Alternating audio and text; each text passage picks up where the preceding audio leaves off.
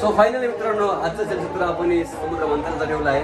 So फटाफट तयारी करून घेऊया. मेकअप वगैरे स्क्रिप्ट डन झाले, रिहर्सल झाली आहे आणि तासाभरात आपण पोहोचूया मंदिराजवळ. सो व्हिडिओ कंटिन्यू करा.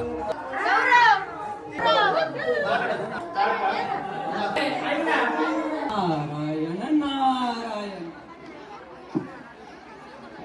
नारायण नारायण. समुद्र मंथन करण्याचं तर ठरलं आहे, पण समुद्र मंथन करणं काय सोपी गोष्ट आहे? पण यासाठी सुद्धा एक मार्ग आहे. याचा मार्ग इंद्र व दैत्यराज कालकेतू हे आले, यांची भेट झाली आणि त्यांच्या सोबत दैत्य गुरु शुक्राचार्य सुद्धा आले. नारायण नारायण.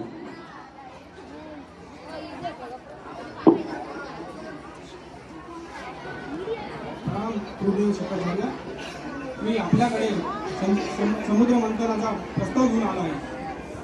त्यामधून मिळालेले अमृत प्राचीनाने सर्वच अनुभवणार. आम्ही दैत्य असेही अमर आहोत. आम्हाला सागर मंथनाची काहीच गरज नाही.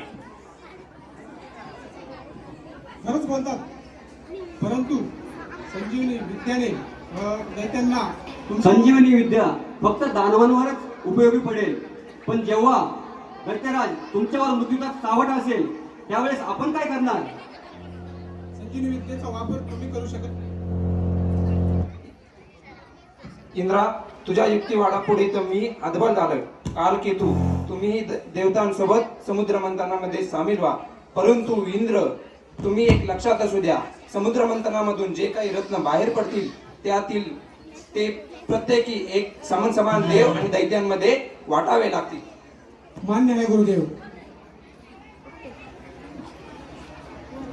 नारायण नारायण. तर ठरल्याप्रमाणे देव आणि दानव यांची समुद्र मंथन करण्याची तयारी झाली. भगवान विष्णूंनी त्यांच्या सुदर्शन चक्राने मेरू पर्वत कापून वासुकीच्या साह्याने पर्वत बांधून समुद्र मंथन तटावर आणले. पण यातही एक समस्या होती की वासुकीच्या मुखाकडे जर देव राहिले तर त्याच्या विषाने देवांना त्रास होऊ शकतो. याची ही युक्ती मला सुचवावी लागेल. नारायण नारायण.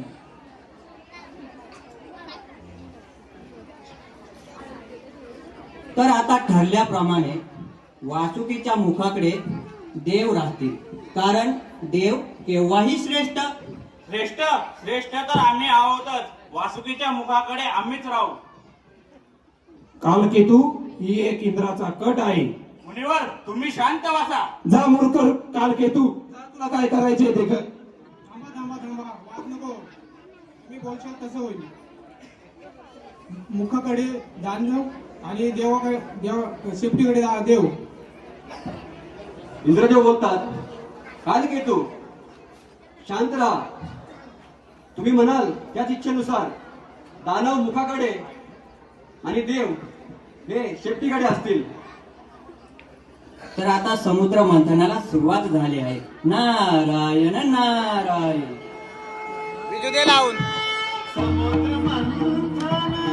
हे विजय लाव. उभा राहा, उभा राहा.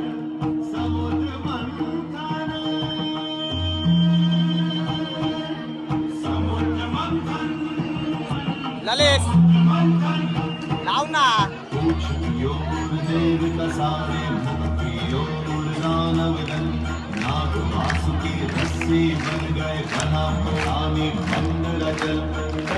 बनकर श्री नारायण पीठ करते पर्वत धारण समुद्र का मंथन होता अनमोल शक्ति निकलता. समुद्र मंथनातून 14 मौल्यवान गोष्टी प्राप्त झाल्या. त्यात उच्चश्रव, अश्व, पांढरा शुभ्र घोडा, त्यानंतर कौस्तुभमणी, त्याशिवाय कामधेनू, चंद्र, आर्यावर्त, कल्पवृक्ष, शंख, यासारखी रत्न प्राप्त झाली.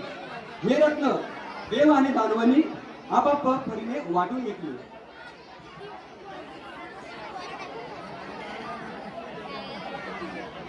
वाच आकाश, आकाश वाच.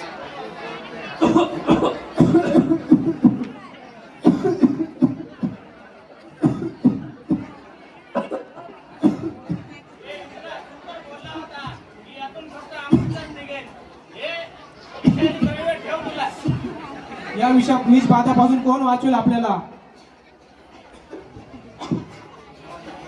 हे देवारी देवा महादेवा, या विषापासून आम्हाला मुक्त करा.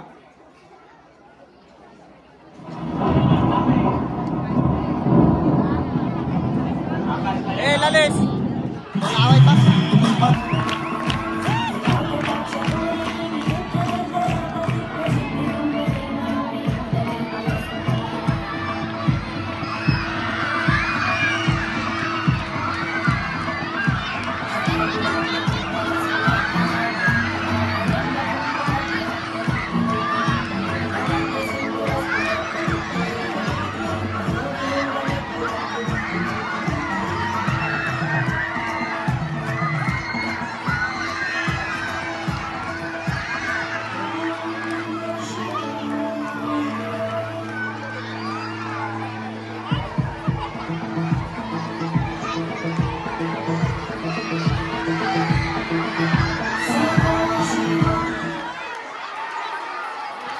हे विष नष्ट होऊ शकत नाही.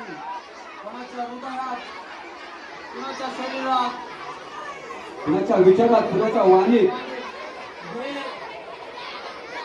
हे कसे नष्ट करणार? हे कसं नष्ट करणार? म्हणून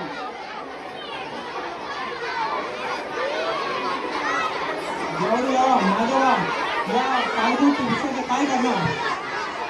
यामुळे सर्व विनाश होऊ नये. मग दोघांनाही समान देव आणि दानवांना समसमान दिलं होतं. त्याप्रमाणे तुम्ही त्याचं पालन केलं नाही.